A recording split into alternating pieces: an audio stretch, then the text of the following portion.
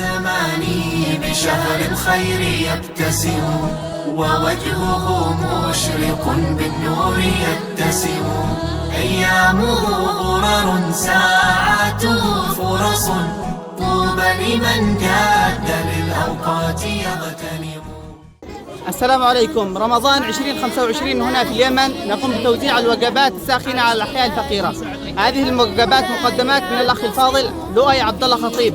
نسأل الله أن يكتب أجره وأن يرزقه وأن يجزيه عنا خير الجزاء. لمن تقوم به في نيلها همم، أكرم بمغتنم يمضي يرافق، شوق إلى الخلد والرضوان يضطرم، يصاحب الذكر